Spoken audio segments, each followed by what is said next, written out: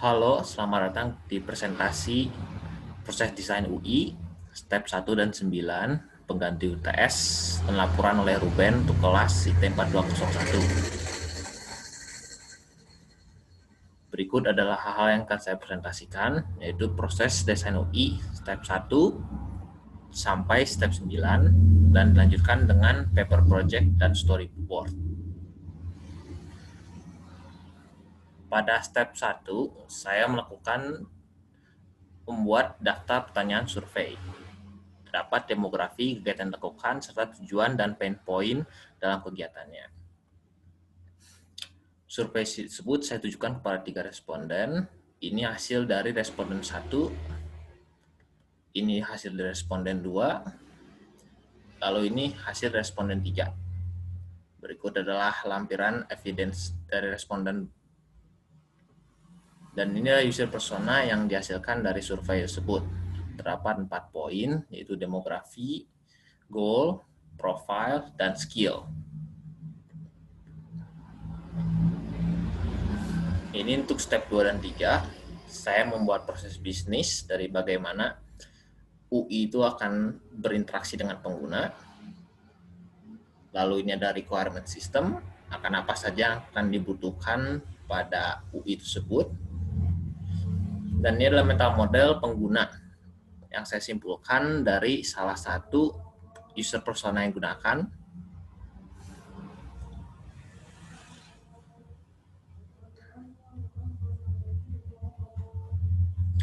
Dari user persona tersebut, dihasilkan track analisis sebagai berikut, yaitu tujuan dari pengguna adalah dapat mengoperasikan beberapa bahasa pemrograman yang umum digunakan. Ini untuk memenuhi salah satu user persona yang dihasilkan pada step 1.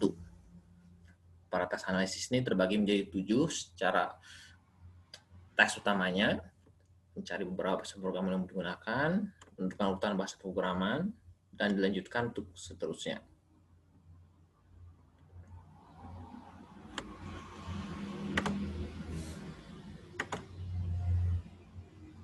Memasuki pada fungsi utama, yaitu ada fungsi dari desain UI yang dibuat. Fungsi utamanya itulah mengetahui beberapa bahasa program yang menggunakan dan menyediakan website atau course untuk mempelajari cara mengoperasikan bahasa pemrograman yang diketahui pada fungsi pertama. Dan berikut adalah konseptual model fungsi utama. Terdapat main page. Ini setiap subpage dari main page tersebut.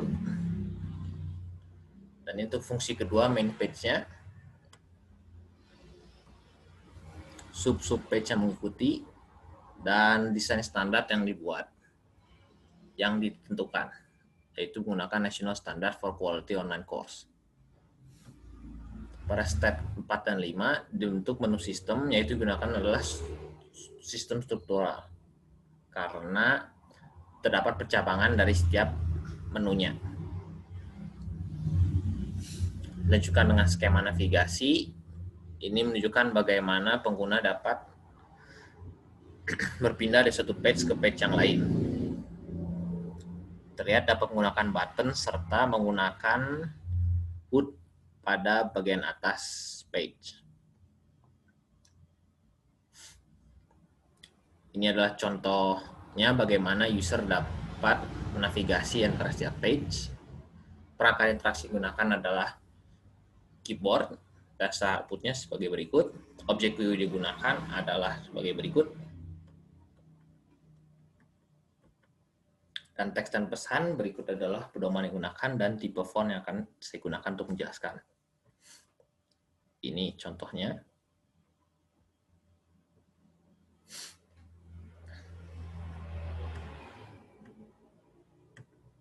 Lalu feedback, guidance, dan assistance. Terdapat feedback seperti saat button diklik, dan feedback juga untuk saat video, feedback saat komentar, dan guidance assistant pada saat memilih bahasa pemrograman, saat komentar kosong, dan memasuki ke paper prototype. Di sini adalah bagaimana pengguna menggunakan desain UI tersebut. Pertama, pengguna memasuki aplikasi dan ditampilkan dengan page utama. Di page utama ini, pengguna memilih antara mau melihat page fakultas bahasa atau melihat cari course bahasa. Asumsikan pengguna belum mengetahui bahasa yang dipelajarin, maka pengguna dapat memasuki ke fakultas bahasa. Dapat dipilih dari 1-3 ini berdasarkan apa pengguna mau memfilter bahasa pemrograman dia gunakan. Contoh akan diambil kebutuhan industri. Jika dimasukkan kebutuhan industri, maka akan tampilkan sebagai berikut. Ada informasi mengenai topik, data pembukti, dan penjelasannya. Artikel asli dapat diklik untuk membuka situs utamanya, dan di bawahnya juga terdapat testimoni dari pengguna-pengguna lain. Setelah pengguna mengetahui bahasa apa yang dia pelajari, pengguna dapat kembali ke page utama dan memilih cari course bahasa. Di cari course bahasa, pengguna dilampirkan dengan tampilan sebagai berikut, di mana pengguna dapat mengklik dan mengetik nama bahasa pemrograman dan akan keluar sebagai berikut membantu pengguna. Berikut adalah materi yang disajikan, akan diberikan penjelasan akan apa aja setiap materinya dan apa judul materinya. Setelah memilih, akan ditampilkan sebagai berikut. Pengguna terdapat timestamp yang dapat diklik pengguna. Ini untuk memasuki forum diskusi dan pengguna dapat mengklik dan memasukkan komen.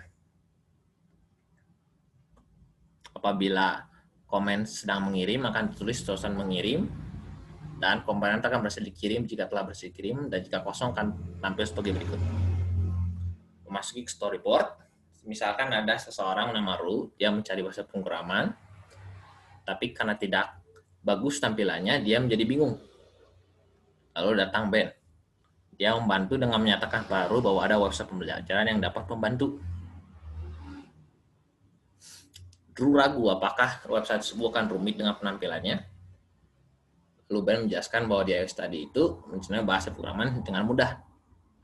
Sebagai berikut contohnya, diberikan pilihan kepada pengguna untuk mengetahui manakah melalui bisikan apa pengguna itu ingin mengetahui bahasa pemrograman. Lalu ingin mengetahui juga materi, Ru ingin melihat apakah ada materi yang tersedia. Ben lalu memberikan bahwa ada materi juga yang disediakan dengan secara sederhana. Materi dapat diakses dengan mudah dan penjelasan yang jelas. Ru melihat bahwa tadi itu bagus dan terima kasih, dan Ben pun bisa. Terima kasih.